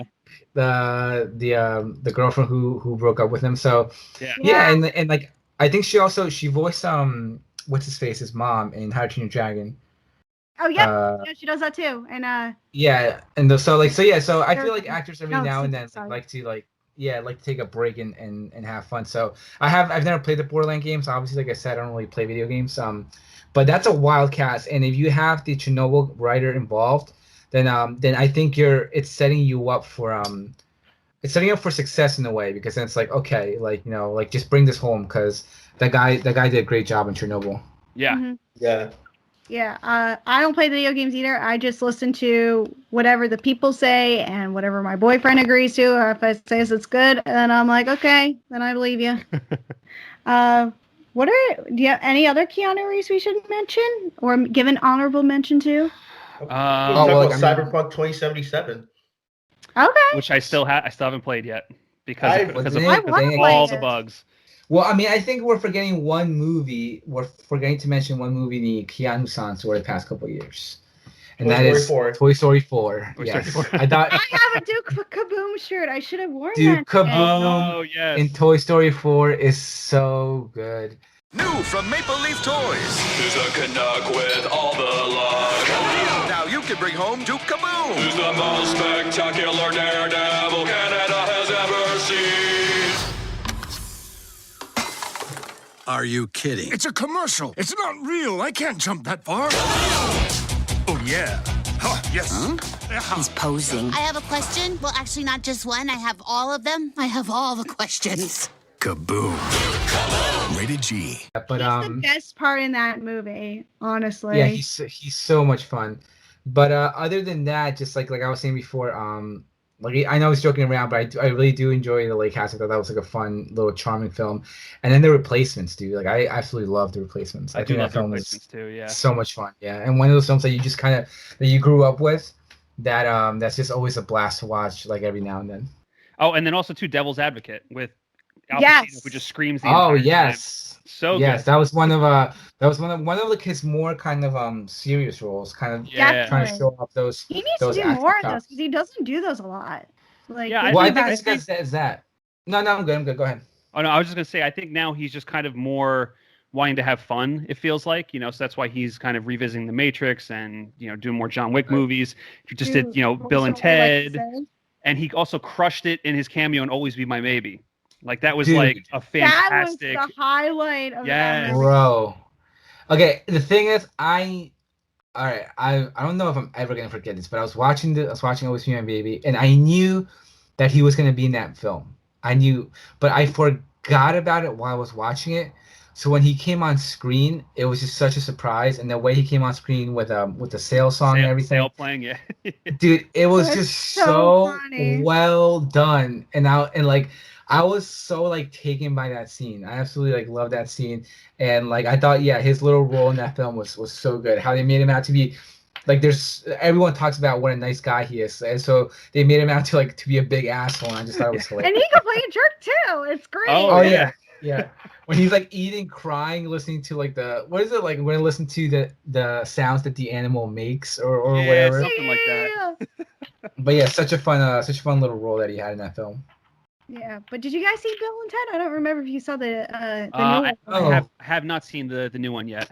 Oh, it's great. I Is it? actually Okay. I like it more than the sequel. It's a better. I've actually send-off heard of a lot of character. good stuff about it. Yeah, Yeah, I I've heard definitely a lot wanna of check good it buzz out. about that film. It's a very, very fun film. I got to see it at a drive-in last year and thought it was like the perfect way to see it. Oh, that's cool. Yeah. Yeah, I'm So- also a big fan of Samara Weaving too, so I definitely want to check that out. She's great in Fine it. and dandy. So, but otherwise, before we wrap up and get into our question segment, I thought we have a little fun and do a little Keanu Reeves trivia. Oh boy. Yes. Let's go. Mac, you ready? Yeah, I'm ready. Okay, I have like 3 or 4 questions, so whoever wins gets the prize of nothing. So, Yes. glorification if you want to say that they're the Keanu Reeves fan of the day, if they want to. I was But told that the prize was going to be a $50 gift card to Cheesecake Factory, so no I'm a Chick-fil-A. little upset. Chick-fil-A. Chick-fil-A. Nick doesn't like Chick-fil-A, so I'll take it. It's not that I don't like Chick-fil-A. I just think it's overrated. Bro, you don't like Chick-fil-A. Stop it. I love It's overrated, bro. All right, let's do this. Oh, Shake Shack. Does anybody like Shake Shack? What's that? I like the shakes Oh, from Shake Shack. You gotta read Catcher in the Rye, man. You didn't read that in high school? Dude, that's my book. Okay. So, first question. Where was Keanu born? A. Wait, do I say like me? Oh, wait. I was gonna Okay. say, how are we gonna answer? You guys it? can Like, dig in first, or just call out your name, and then whoever has the right answer, you'll get a point. Martin. Okay, where? Hawaii. Okay, Martin. No. Okay, I was gonna give out choices. It's multiple choice. Oh, okay. Oh, okay. I'll just stop talking. Okay. Okay, you could start over again. So, all right. Okay, so where was Keanu Reeves born? A, Italy. B, Lebanon. Or C, Mac. Mac. I'm gonna go with B. B. Mhm. Okay, who else? Does anybody else want to guess? Well, I already guessed. I guessed wrong, so I guess Nick can go. I'll also go with B. You guys are right. It is Lebanon. Yay. Okay, That was a so shot we in the got dark. 2. We're 2. Off to a rough start. All right. In the 80s, Keanu Reeves landed the part as a cyclist in what commercial? A, Pepsi. B, Coke. Or C, Sprite. Did I say Sprite? Oh, No. wow. You had to pick which soda brand. Oh boy. I'm going with Mac A. Okay. Nick, I'll go with B. B. Then I'm gonna go C. I'm drawn towards C, so I'm gonna say Sprite. All right. Nick, you're right. It was Coke. It was a cyclist part he played in a 1980s commercial. Boom. I would say let's show the clip, but we are not having any video at all in this podcast. But yes, play the find audio. that. Or, Imagine yeah, the clip. Yeah, Mac, play the audio from the commercial. And that was a great clip. Okay. Now, true or false? Keanu likes to play was a former bass player. True or false? Mac, true. True. That's a True. I'm gonna say true. Yeah. Yeah. It is true. So you all got that right. He was a bass player in 2 different touring bands, Dogstar, who released 2 albums in the 1990s, and he opened up, and they opened up for David Bowie and John Bon Jovi, and Weezer played for their professional show. So Weezer actually has a tie to Keanu Reeves because also in the newer Bill and Ted movies, Weezer has a song in the movie. Oh, it's awesome. Nice. So, last question. Keanu has written a book. But what kind of book? Oh, crap. Why? Yes. I'm going to say a children's book. Okay, I was going to say, but A, a children's book, Okay. A, autobiography, or C, poetry. We gave us 2 C's. Oh, 2 C's? I didn't even notice that. No, Well, C. B. I'm going to go with Biography. I'm gonna go with poetry. I'm gonna go with Poetry? poetry. Yeah. I'm gonna go with I'm gonna go with poetry as well. The answer is poetry. Oh. Ooh. You probably, this is from Collider, and it says, you probably spent time on the internet, and you probably remember the sad Keanu meme. The meme got so big back in its day to Keanu himself that he responded in the best way possible by writing a book about ridiculously sad poetry. And the example that they give here, there's a picture of a bathtub that says, I draw a hot sorrow bath. And then the next picture shows a shower, head with, I wash my hair with regret soap. Aww. So, yeah, you can find his book, I'm sure, anywhere. And I might have to add that to my book collection. But other than that, from what I got from Score, I believe, Nick, you won! Boom! I got 3 of them right. Or it's Got a tie. 3 of them right? Yeah. It's a tie. Oh, it's a tie. Yeah, between me and Nick. Yeah, do we have a tiebreaker? Oh, a tiebreaker. Let's see. Let's see if I can find one in my notes here. Okay, let's see. Who did? No, okay, so I'll make this a true or false. True or false? Keanu auditioned to be Bill, not Ted. True or false? True. I'm gonna go with true. You got that one right as well. All right, I'll think of one more. I do have, let me see, because I have a lot of notes here. Before you get to that, I want to say that Nicolas Cage would have been a better option than Knock Knock, just to make it crazier. I was thinking about that earlier. Oh, that's not even a good would've been idea, wild. because Nick Cage is also a favorite of ours, who's a great meme of himself. Yes, Wicker Man's an awesome movie. And I was showing my friends the clips. I sent my friend the clip of the bear scene. He's like, what did you just send me? I'm like, it's a real movie, watch it. Absolutely hilarious. Yes, I love it. We also watched The Fanatic with John Travolta, classic movie. Oh wow! I mean, how was that? I feel like that was just a that movie was movie too. We had a watch along of it, and it was very it's John Travolta, right. And it's Devin Sawa, and he's like Devin Sawa's our man. He's like, man, I like a little bit of Limp Bizkit, a little Limp Bizkit. Damn you, Fred Durst. All right, I got our last question. All right. He may have accidentally married Sandra Bullock. True or false? False. I feel like that's true. Oh, so we got a winner. False. He accidentally have married Winona Ryder. So, I did accidentally marry someone.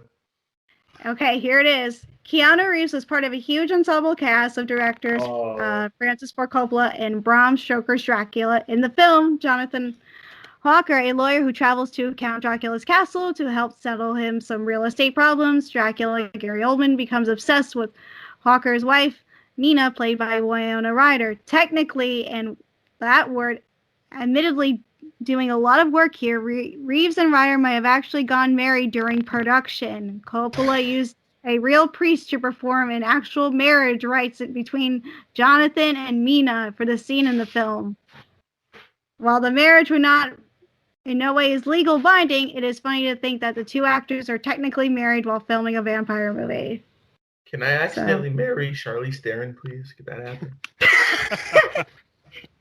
I would accidentally love to be married to Jake Gyllenhaal, but we all can't get what we want in life, but that's it on Keanu Reeves. Oh man, Jake Gyllenhaal is my man. But anyways, that's all Keanu Reeves. I almost said Keanu Reeves. I don't know where that name was coming from, but Keanu yeah, Reeves. That's all I have. But yeah, let's get into our questions because we got some questions for you guys. Yep, let's get into the question. Awesome.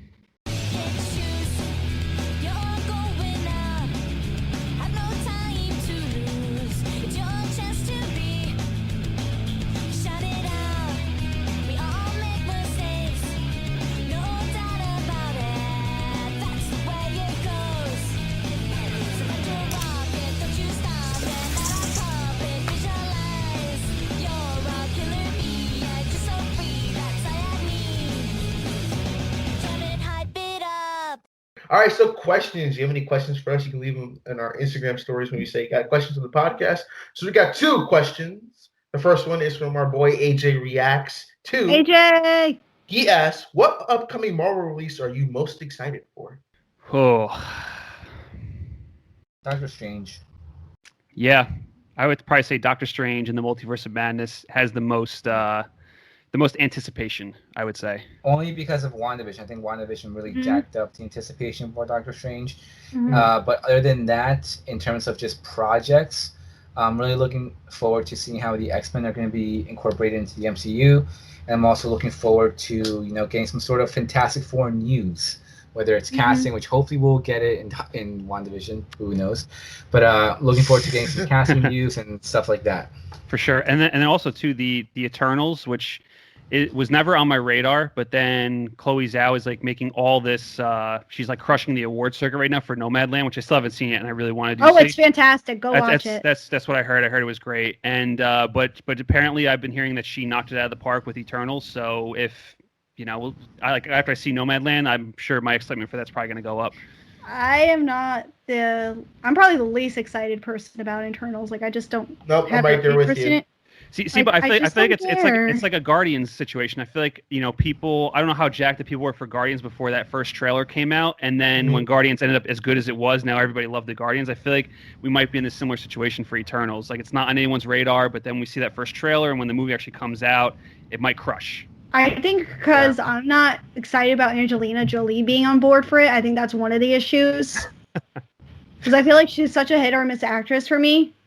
So I just don't know how I feel about her being part of the MCU. Right. But I'm kind of interested in what Chloe Zhao does, but I am kind of excited to watch it because of Richard Madden, because I love him. I think he's great. And if you haven't watched The Bodyguard, you need to watch it. That's what I hear. For me, it's Spider-Man 3 because I want to see if Tom Holland and we get all generations of Spider-Man, because Tom Holland could be like, oh, they're not coming back. Well, we know that he spoils stuff, so they probably told him false information and be like, hey, this is what we're doing. I think he's lying. Oh, he's definitely lying. I think he knows. He isn't going to say. Yeah. It's gonna happen. We're getting live action Spider-Verse. 100%. It's gonna happen. I hope so. This is gonna be good. I can't wait for Spider-Man. I really can't wait for Spider-Man 3. Yeah. And then the second question I have is from Jazzy D, who asks, suggestion for a movie to watch or rewatch this rainy Sunday. Oh, perfect. Well, first of all, it's Golden Globes Day, so we should acknowledge that because I'm ready for some Golden Globe stuff. But for rainy day, I think you should watch one of my favorite movies, and that is Clueless. I think that's a perfect comedy rainy day movie, and it's fun. It's got a great cast, and it's an enjoyable watch because I always like to turn that on when there's nothing else on. We actually just watched that recently. It's so much fun. It's a great film. It is a great film. Because I always love to throw on like 90s movies every once in a while just to feel like nostalgic. And I was rewatching that again recently. And I'm like, this is still such a good movie from beginning to end. For sure. Martin, do you want to answer Jazzy D's question? I feel like Jazzy D would absolutely love Clueless. Let's see. Definitely more. I'm trying to think of like what's on Netflix or what's like available right now, or like what's available. Or that's on like Hulu. currently new. That's good to watch. Right. Like I don't know. I would probably recommend. Like I think Clueless is a good choice. I'm pretty sure she's seen it a couple of times. But yeah, I don't really have one that comes to mind at the moment. I'm trying to like think, but anything like happy, funny, family, I think she would enjoy. I don't. You sound like you know this person. It's my sister. Oh, cute. Yeah. Okay. Has she watched Cobra Kai? Then I recommend Cobra Kai. She hasn't watched it, but I watched Cobra Kai. My mom and I crushed Cobra Kai in one day. It was Cobra hilarious. Kai is awesome. So go watch that. It was a blast. But I would probably say it's a little bit of a sad film, but I would say When a Monster Calls, which is on Netflix right now. Oh, that is a sad film. Yeah, but I love that movie, so I would probably recommend that. Yeah, I mean, I know for me, for like rainy days, I always like to watch like big, fun, like adventure movies. So I don't know if Jazzy D would like any of these movies, but like anything from Steven Spielberg, whether it's Indiana Jones or Jurassic Park, or just like these feel good, like blockbuster type movies. Yeah, that's definitely probably better than a sad film on a rainy day. Now that I think about it. Well, Mac, what do you recommend? If I would give I like animation when I go to do rainy day movies, so I would say you should watch Treasure Planet, Osmosis Jones, or Everybody's Hero. Yeah, those are good ones. Yeah. Oh yeah. I thought you were going to say Big Hero 6. I thought you were going to say Big Hero 6 for a second, Mac.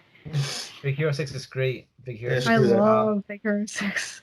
I know. Yeah, or like Toy Story 4, which is recent, which is New York. But yeah, she likes comedy, so anything in that range would definitely work better for her. Oh, they watch Batman and Robin. That's a great comedy. Or like Toy Story 4, we were talking about that before. Or Always Be My Maybe, we were talking about Always that Be before. My Maybe. Always Be My Maybe is always really good.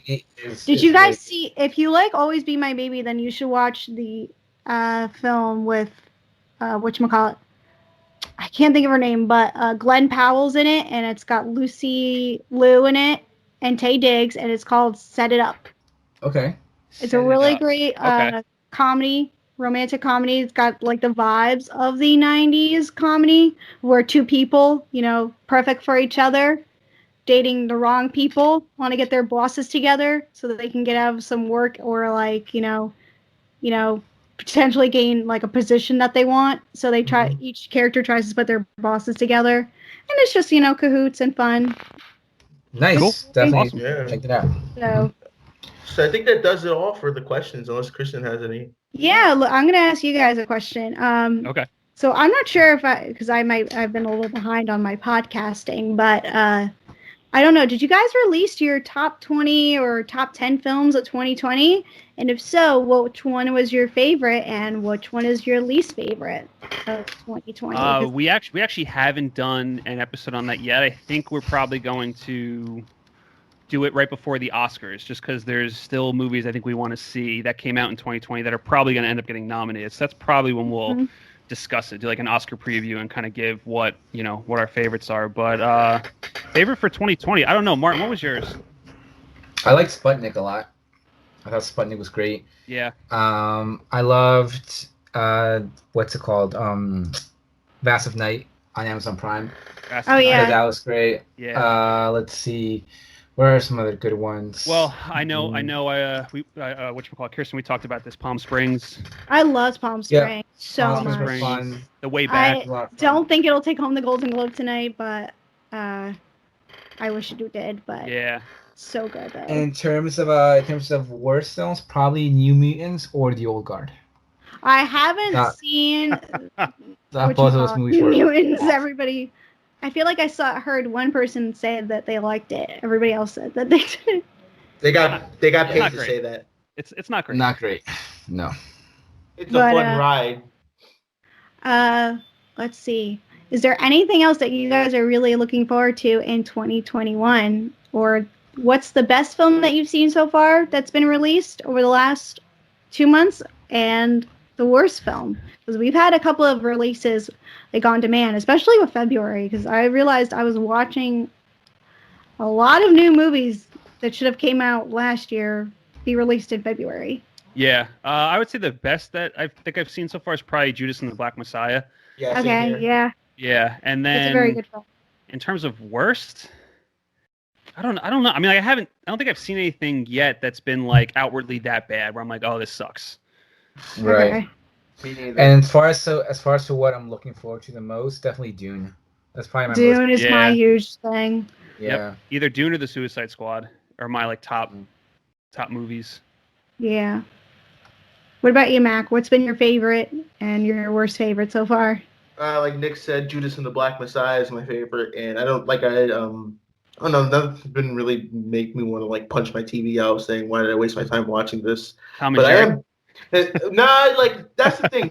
I tell people about Tom and Jerry, and they're like, "Oh, is that a bad movie?" Like, I wouldn't say it's bad because I saw Chris Tuckman gave it an F. And I'm like, I wouldn't go that far. I give it like a middle of the road movie, probably something I put on in the background. Well, I think Chris Tuckman gave it an F because he's like a huge animation junkie, given the fact that like he knows if you watch like some of his previous animated films, he'll bring up like Cartoon Network history and just he's really into that. So guys, I actually have to step out for 1 second. I'll be right back. Go ahead. So I'm gonna just keep talking, but don't worry about it. Yeah, it's like I don't know. It's just like it wasn't like terrible. I already knew what was going on with like freaking Exapin. But I will say the one movie I'm looking forward to that I think that might be controversial is the Snyder Cut of Justice League, because there's a sadistic part of me that's like, please let this be bad as the Whedon cut, so people can be like, no, it was Warner Brothers' fault because they didn't let Zack Snyder have this vision. Like, you ever thought about like with the Snyder cut, if it's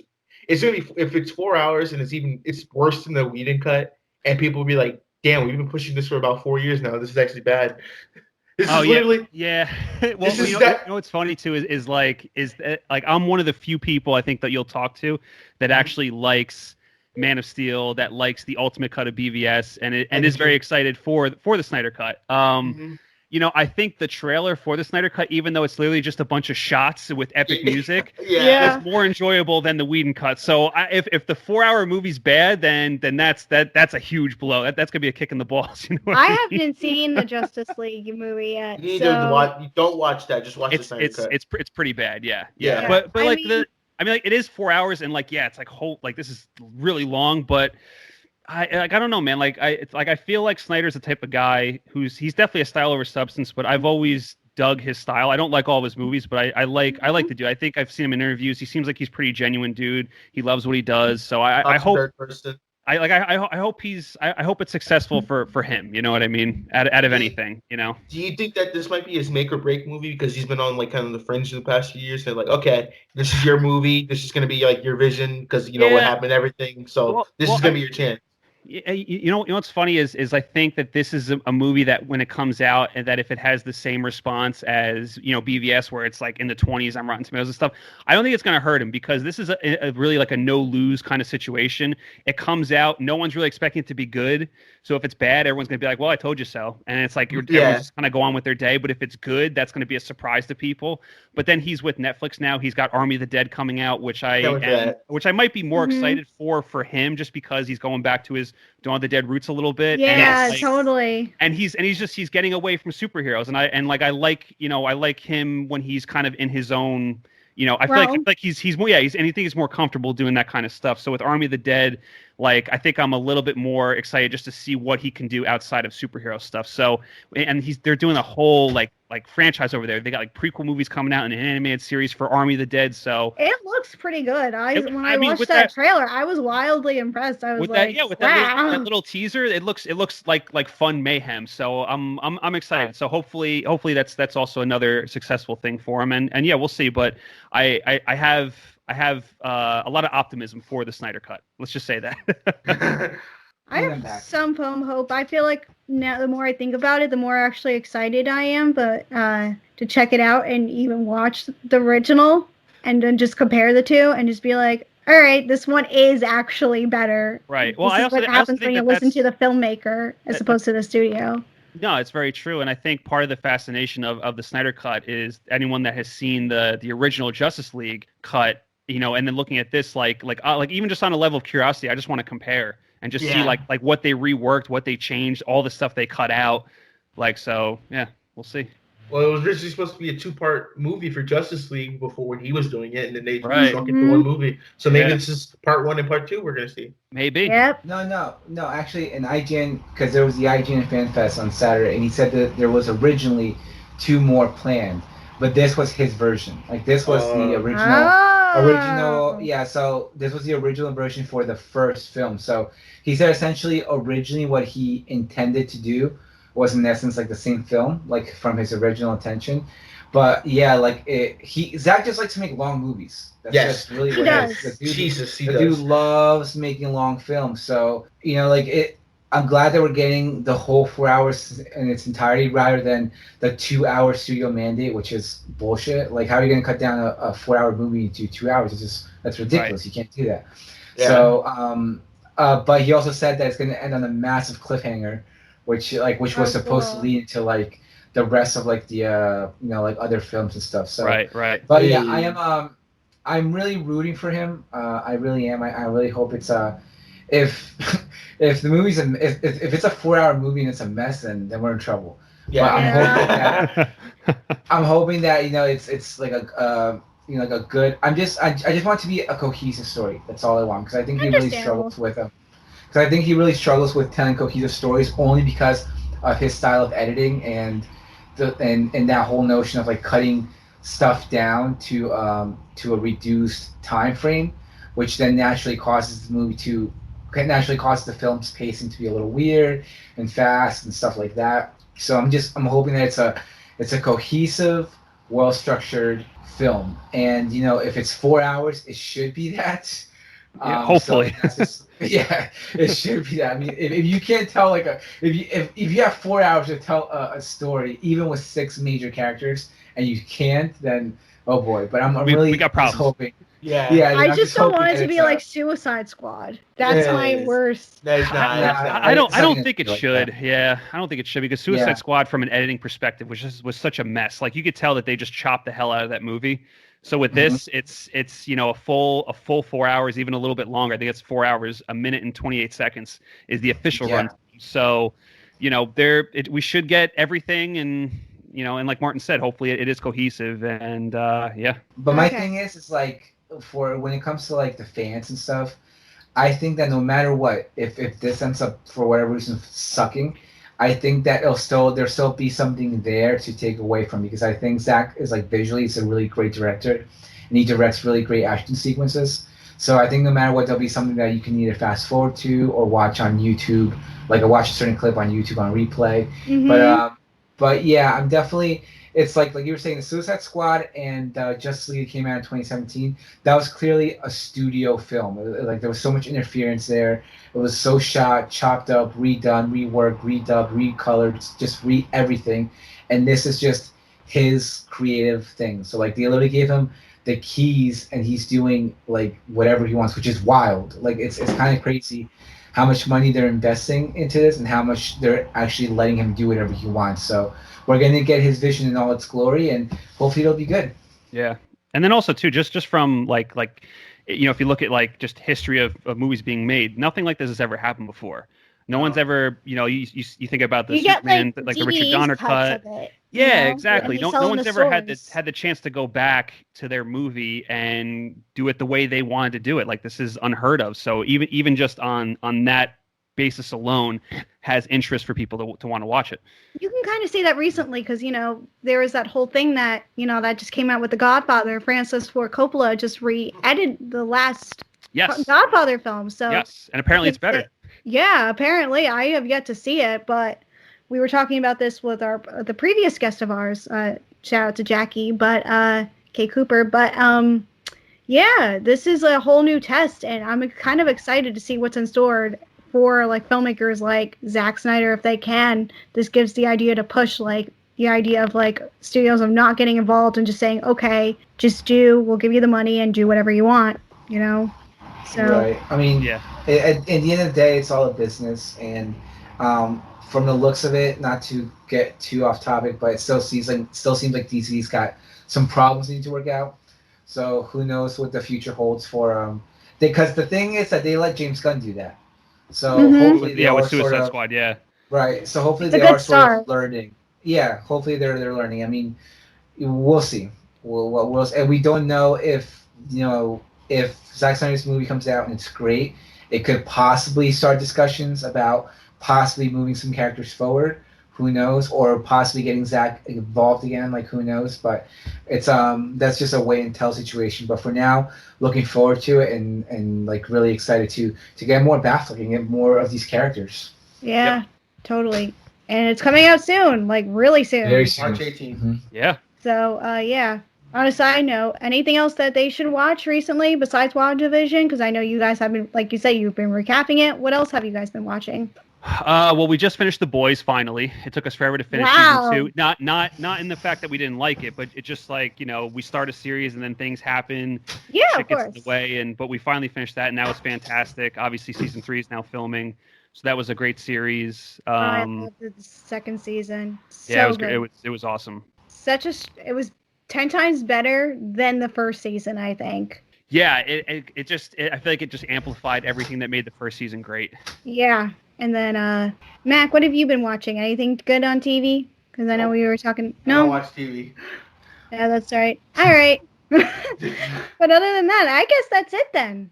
Yep. So this has been a good episode. It was nice to finally have you guys on. So before we get off, you gonna tell people where they can find you at and what you got coming up?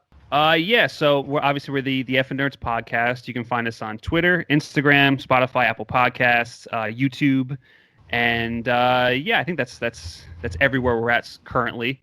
And in terms of coming up, we're doing, we're going to keep going with wrap up our WandaVision recap. We're still going to do more F and Collection episodes, and then we have like a brand new project coming out that we're going to unveil very soon that we've been working on. So once you guys see it, you'll know what exactly it is. But we're really hyped about it. Oh, I'm excited. True. So like I said, the links will be in the description where you can find the F and Nerds. So we want to thank you for coming on so much. We really appreciate it. Yes, You're always welcome please to come back. We would love to have you back to talk, especially superheroes, since you guys are the effing technically nerds of it. Yeah, we try. You guys are great. You kidding me? But thank you guys. It was fun. It was a lot of fun. Oh, no problem. Thank you so much for having us. Finally, Go support them, guys. They're great. Link in the description where to find them and everything. And until next time, this has been Mac, Kristin, Nick, and Martin, and we will see you all next time. Bye-bye. Bye. Bye. Later.